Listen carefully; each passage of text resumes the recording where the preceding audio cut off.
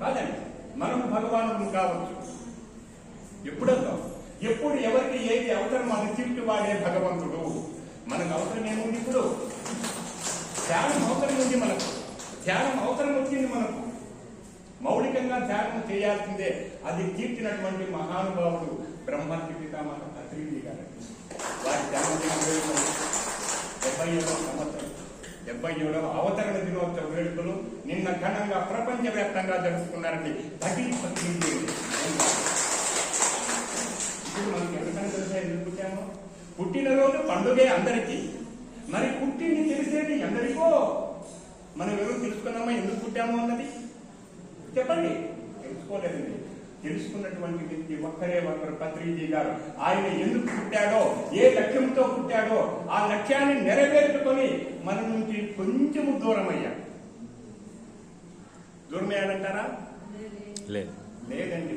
ఎందుకు లేదంటే ప్రహ్లాదుడు వారు ఒక మాట చెప్తారు, ఇందుకలడందు లేడని సందేహము వాళ్ళకి శక్తి సర్వోపగతుండు, ఎంతెందుకు వెతికి చూసిన అంతందే కలడు దానవాగ్ని వింటే అని చెప్పిన వాళ్ళు ఆయన చెప్తాడు.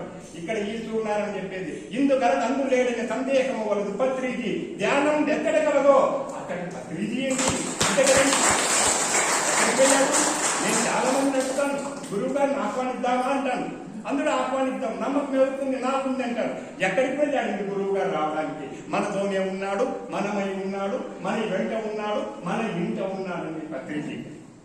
ఇంకెక్కడికి వెళ్ళాడు అతను? ఇప్పుడు చూడండి, ఒక్కరే పత్రిజీగా 1947 నవంబర్ 11వ తేదీన భూమి మీదకి వచ్చినప్పుడు ఒక్కడే. ఈ రోజు మనమందరము కూడా పత్రిజీలమే. ఆయన వాళ్ళమే. ఆయన ఆశయ స్థితి కోసం ఎవరికి తోచిన పని వాళ్ళు చేసుకుంటున్నారని. నా వయసు 67 సంవత్సరాలు. ఈ రోజు కూడా ఎంతో హ్యాపీగా 22 సంవత్సరాల క్రితం ధ్యానంలోకి వచ్చానండి. ఎంతో హ్యాపీగా, ఎంతో ఆనందంగా మా కుటుంబం అంతా వచ్చింది. నా భార్య, 2 పిల్లలు కూడా మేము పాల్గొంటున్నాము. ఎందుకు? గురువు గారి ఆశయం కోసమే. అవునా కదా? ఏం గురువు గారి ఆశయం నెరవేర్చడం మనకేముందా? మీరే చెప్పండి. ఏం లేదు కదా. గురువు గారు కూడా లేడు ఇప్పుడు. ఎవరు చూసేవాడు? కానీ గురువు గారి మాట మనం ఆచరిస్తూ ఉంటే మనకి ఏం జరుగుతుందో తెలుసా అండి? ఎవరైనా ఊహించారా? ఎవరికైనా తెలిసే ఏం జరుగుతుందండి? చింతామణి లోక సుఖం. చింతామణి అని మన దగ్గర ఉంటే ఈ లౌకిక సుఖాలన్నీ మనకు అబ్బుతాయండి. సురద్రుకు స్వర్గ సంపద, దేవతా వృక్షమైనటువంటి కల్పవృక్షం మన దగ్గర ఉంటే స్వర్గ సంపదలన్నీ మనకు వస్తాయండి. దాంట్లో సందేహమే లేదు. ప్రయత్నించే గురు ప్రీతో, అవి కాకుండా గురువు ప్రీతి పాత్రుడు అయితే ఎప్పుడైతాడు గురువు ప్రీతి పాత్రుడు? ఏమండి? ఆయన చెప్పిన దాన్ని మనం ఆచరిస్తే.